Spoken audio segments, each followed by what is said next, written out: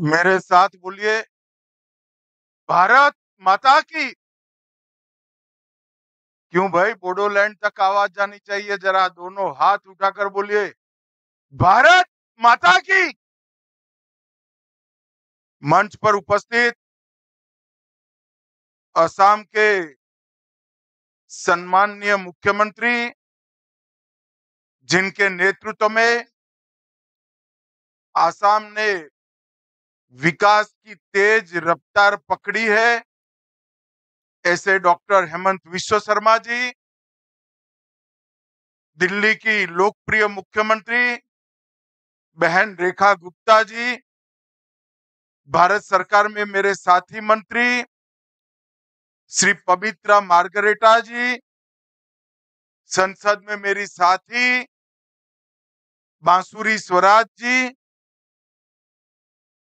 सीमान ब्रह्मा जी, मंत्री असम सरकार, ये रोड और प्रतिमा के लिए जिसका सबसे बड़ा योगदान है, ऐसे मेरे मित्र और बोडोलैंड के सीएम प्रमोद बोरो जी, दिल्ली के महापौर राजा इकबाल सिंह जी, मंच पर उपस्थित सभी महानुभाव,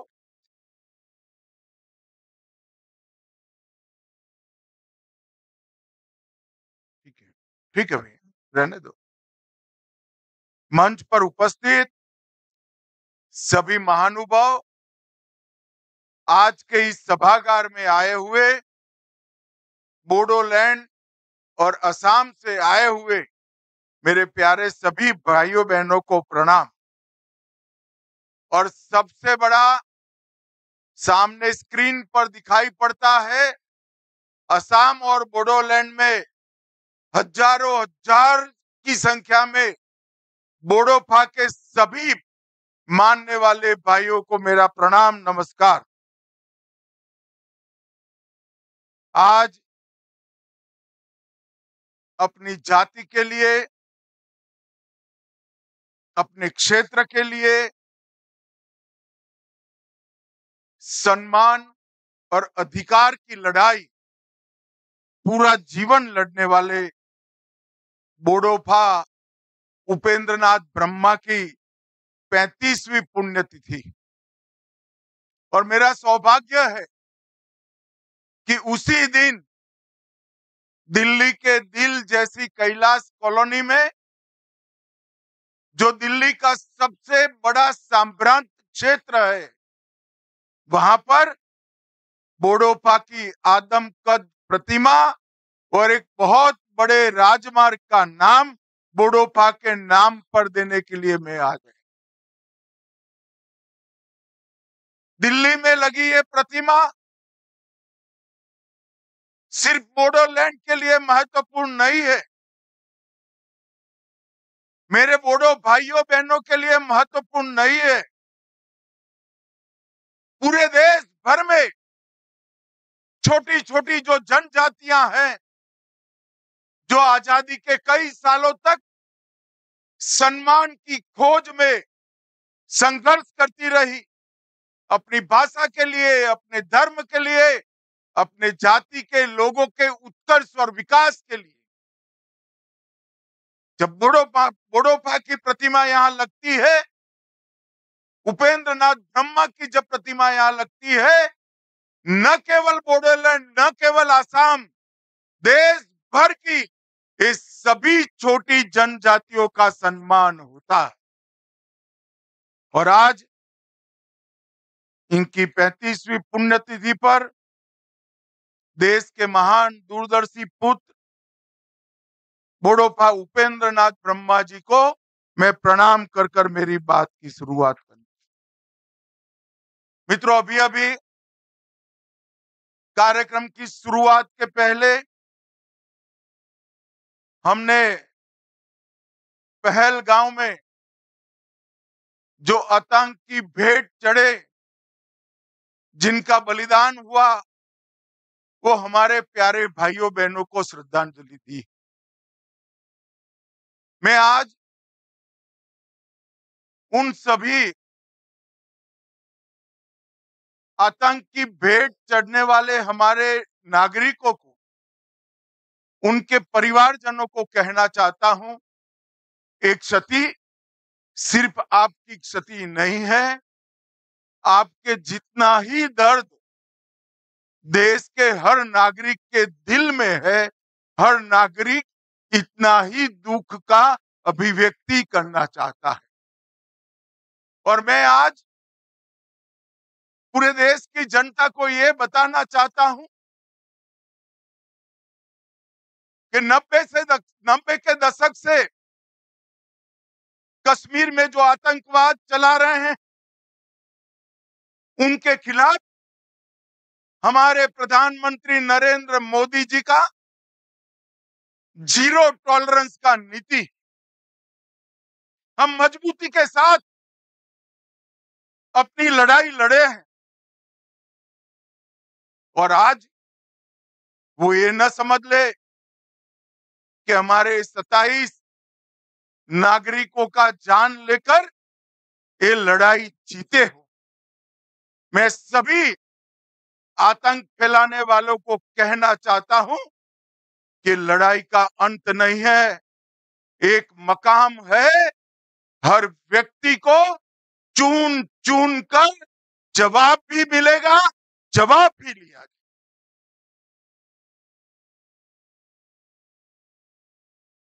नरेंद्र मोदी जी के नेतृत्व में चाहे उत्तर पूर्व हो, चाहे वामपंथी उग्रवाद का क्षेत्र हो,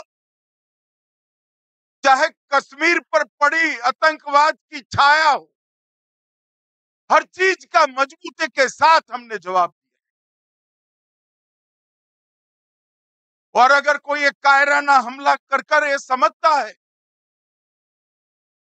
कि हमारी बड़ी जीत है, तो एक बात मन से समझ लीजिए, ये नरेंद्र मोदी सरकार है, किसी को बख्शा नहीं जाएगा, किसी को बख्शा नहीं। इस देश की इंच इंच भूमि पर से आतंकवाद को मूल समेत उखाड़ने का हमारा संकल्प है और वो सिद्ध होकर रहे। और इस लड़ाई में न केवल 140 करोड़ भारतीय, पूरी दुनिया भारत के साथ खड़ी, लामबंद होकर सभी दुनिया के देश एक मुश्त होकर आतंकवाद के खिलाफ ये लड़ाई में भारत की जनता के साथ खड़े हैं। और मैं फिर से संकल्प दोहराना चाहता हूं, जब तक आतंकवाद समाप्त नहीं होगा, हमारी लड़ाई चालू रहेगी। और जिन लोगों ने एक कृत्य किया है, उसका उचित दंड उनको निश्चित रूप से दिया जाएगा। भाइयों बहनों, आज बोडोफा उपेंद्रनाथ ब्रह्मा की 9 फुट ऊंची प्रतिमा का यहां अनावरण किया। बोडोफा न केवल बोडोलैंड के लिए, न केवल बोडो जाति के लिए, समस्त आदिवासी समुदाय के लिए सम्मान, पहचान और समान अधिकारों की लड़ाई के लिए जाने जाते हैं। इतने छोटे से कालखंड में देश के एक विषम क्षेत्र में जन्मे आदिवासी बच्चे ने पूरे जनजातीय समाज को एकजुट कर अपने अधिकार से के लिए शांतिपूर्ण मार्ग पर लड़ने की शिक्षा दी। हम बोडो है, इसका हमें गर्व है। और इस सूत्र को लेकर बोडोफा ने दारुण गरीबी में जीने वाले सभी जनजाति के लोगों को एकत्रित किया और संघर्ष करने की शुरुआत की। दिल्ली में आवाज बुलंद की। बीएससी, बीए भी किया, एलएलबी भी किया और इन्होंने जितनी परीक्षाएं पास की, इससे सबसे बड़ी परीक्षा थी बोडोलैंड की आवाज को कश्मीर से कन्याकुमारी तक पहुंचाना और अधिकारों को प्राप्त करने के लिए संघर्ष शुरू करना। मगर आज बोडोफा नहीं है। जियो और जीने दो का उनका सूत्र पूरे बोडोलैंड, पूरे आदिवासी समाज ने स्वीकारा है। और आज अगर बोडोफा होते तो उनको देखकर बड़ा आनंद आता। हजारों युवाओं के बलिदान के बाद आज हमारा बोडोलैंड शांति और विकास के रास्ते पर आगे बढ़ चुका है। पूरा असम बोडोलैंड के लोगों को स्वीकारता है और बोडोलैंड असम को स्वीकारता है। आज बोडोलैंड से बहुत सारे लोग मुझे सुन रहे हैं। मैं सभी को कहना चाहता हूं कि जरा सी भी इंफीरियरिटी कॉम्प्लेक्स आपके अंदर ना लाइएगा। इस देश पर आपका इतना ही अधिकार है जितना मेरा। अब बोडोलैंड के युवा अपने अधिकार के लिए लड़ने की जरूरत नहीं है। 2014 से एक ऐसे व्यक्ति का शासन इस देश में है, ऐसी पार्टी का शासन इस देश में है जो मानते हैं कि भारत पर सबका अधिकार है और सब पर भारत का अधिकार है। और इसी सूत्र के तहत आज बोडोलैंड विकास के रास्ते पर आगे बढ़ा है। मैं 2019 में गृह मंत्री बना। प्रधानमंत्री जी ने नॉर्थ ईस्ट की समस्याओं को कंसंट्रेट करने का कहा। बोडोलैंड के लोगों के साथ चर्चा हुई। प्रमोद जी यहां बैठे हैं। 9 महीने की विशद चर्चा के बाद 2020 में बोडो एग्रीमेंट हुआ और सभी लोग हथियार डालकर आज मेन स्ट्रीम में शामिल हो चुके हैं। मगर देश भर के जनजाति समाज को मैं कहना चाहता हूं, भारतीय जनता पार्टी की जो सरकार है वो जो समझौते करती है इसका पालन भी करती है। भूतकाल में कई ऐसे समझौते हुए जिसका पालन भी आज हम कर रहे हैं। उन्होंने नहीं किया अपने समय में, मगर मैं बोडो वासियों को बताना चाहता हूं, बोडोलैंड वासियों को बताना चाहता हूं कि आपसे जो समझौता हुआ उसके 96% मुद्दे हमने क्लियर कर दिए हैं। और हेमंत जी यहां बैठे हैं। हेमंत जी आज निर्णय कर जाइए कि असम में चुनाव के पहले 100% मुद्दों को हम क्लियर कर देंगे। ये नरेंद्र मोदी सरकार का, ये भारतीय जनता पार्टी की सरकार का एक बहुत बड़ा भेंट है असम के लोग, नॉर्थ ईस्ट के लोग। हमने 20 से ज्यादा समझौते किए हैं।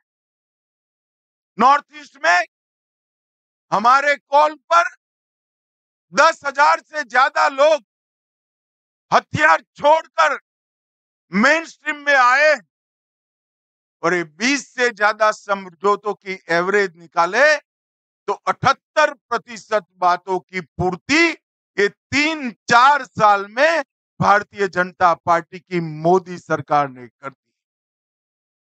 यही बताता है कि हम जो कहते हैं वो करते हैं। और आज पूरा असम शांति के रास्ते पर आगे बढ़ चुका है। और मैं बोडोलैंड की एक विराट रैली में, लाखों लोग थे, बहुत बड़ी रैली हुई थी। वो रैली में कह कर आया था कि हम मई एंड के पहले बोडोपा की प्रतिमा भी लगाएंगे और उनके नाम पर रास्ते का नामाभिधान भी करें। और आज 1 मई को उनकी पुण्यतिथि के दिन, अभी मई समाप्त भी नहीं हुआ है और ये वादा हमारा आज पूरा हो चुका है। जिस दिल्ली के बोट क्लब पर बोडोपा ने बहुत बड़ी रैली कर बोडोलैंड के मुद्दों से पूरे देश को झकझोरने का काम किया था। 1987 की ऐतिहासिक जज फील्ड रैली और जिला स्तरीय सामूहिक रैलियों के माध्यम से जो जागृति लाई, आज वो उसका उद्देश्य पार कर चुकी है। बोडोपा के विचार, उनके लक्ष्यों की प्राप्ति के लिए अब बोडो युवाओं को संघर्ष करने की जरूरत नहीं है, मगर फिर भी आज मैं बोडोलैंड के युवाओं का आह्वान करना चाहता हूं कि आप सब जियो और जीने दो के सूत्र को, बाथो धर्म की, ब्रह्म धर्म की मूल कल्पना को आगे बढ़ाइए और आसाम के विकास के लिए अपना योगदान दीजिए।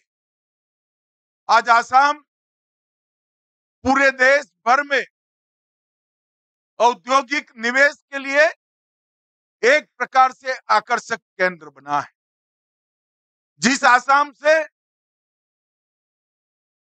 स्वास्थ्य लाभ के लिए, हेल्थ की सेवाओं के लिए दिल्ली, मुंबई, चेन्नई, कलकत्ता जाना पड़ता था, आज बंगाल के लोग हेल्थ की सुविधाओं के लिए आसाम आ रहे हैं। आसाम में इतना विकास हो, ढेर सारी इंडस्ट्रीज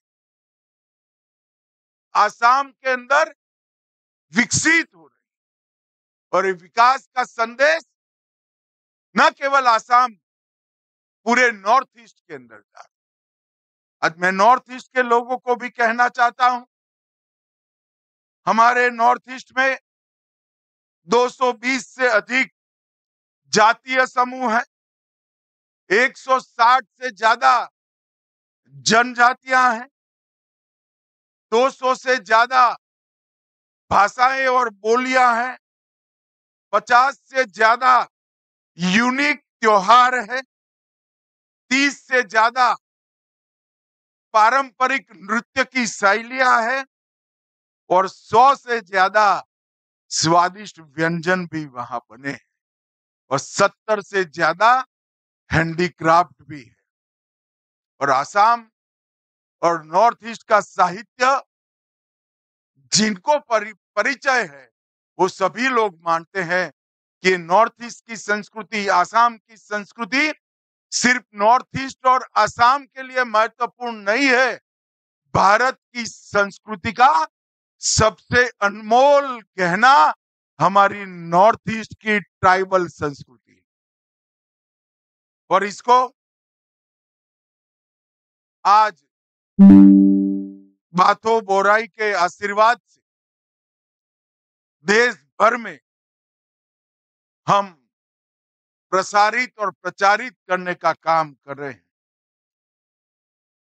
2020 के बोडो समझौते के बाद 21 में कार्बी समझौता हुआ, 22 में आदिवासी समूहों का समझौता हुआ, 22 में मेघालय असम अंतरराज्यीय सीमा समझौता हुआ, 23 में असम अरुणाचल समझौता हुआ, 23 में असम डीएनएलए समझौता हुआ और 23 में उल्फा समझौता हुआ। 10,600 से ज्यादा युवा हथियार डालकर आज कोई पंचायत का सदस्य बना है, कोई सरपंच बना है, कोई जिला पंचायत का सदस्य बना है, कोई अपने ट्राइबल समिति का सीएम बना है। ये सारे लोग आज मेन स्ट्रीम में आए हैं और मैं मानता हूं कि 10,500 से ज्यादा जो लोग मेन स्ट्रीम में आए हैं वो देश की ताकत बढ़ाता है। मोदी जी ने आसाम और नॉर्थ ईस्ट के विकास के लिए ढेर सारे काम करे हैं। मोदी जी एकमात्र ऐसे प्रधानमंत्री है जो प्रधानमंत्री बनने के बाद 50 से ज्यादा बार नॉर्थ ईस्ट जाने का रिकॉर्ड अगर किसी ने बनाया है तो हमारे मोदी। बोडोलैंड जैसे दुर्गम क्षेत्रों में भी मोदी जी 4-4 बार गए। ये बताता है कि छोटी छोटी जनजातियों को मिलकर बना हुआ हमारा नॉर्थ ईस्ट देश का बहुत बड़ा महत्वपूर्ण अंग है। और मैं आज नॉर्थ ईस्ट वालों को कहना चाहता हूं, आपकी संस्कृति भी अनमोल है और आपकी ताकत भी अनमोल है। पूरे नॉर्थ ईस्ट को अगर मिलाकर देखे तो उत्तर प्रदेश से बड़ा भूभाग हमारे नॉर्थ ईस्ट का है और सबसे ज्यादा वन संपदा कोई एक क्षेत्र में है तो नॉर्थ ईस्ट के लिए। नॉर्थ ईस्ट पूरे देश की ताकत बने और पूरे देश की ताकत नॉर्थ ईस्ट के विकास के लिए लगे, ये लक्ष्य लेकर मोदी सरकार चल रही है। आज बोडोफा उपेंद्र नाथ ब्रह्मा जी की पुण्यतिथि पर अपने 35 साल के छोटे से जीवन में जो उन्होंने जनजाति समूहों के लिए, बोडो समूह के लिए किया है, इसको श्रद्धांजलि देने के लिए एक 9 फुट की बड़ी प्रतिमा और एक मार्ग का नाम रखने का जो कार्यक्रम है, इसके लिए मैं बोडोलैंड और आसाम के सभी वासियों को बहुत बहुत बधाई और शुभकामनाएं देना चाहता हूं। और अंत में फिर से एक बार बोडोफा ने कहा था, संगठित होइए, संघर्ष करिए, शांति का मार्ग न छोड़िए और जियो और जीने दो के सूत्र पर चले, उसको हम पकड़ कर रखे। यही अभ्यर्थना। वंदे मातरम। भारत माता की जय। महोदय, आपके सारगर्भित एवं उत्साहवर्धक उद्बोधन के लिए हम हार्दिक आभार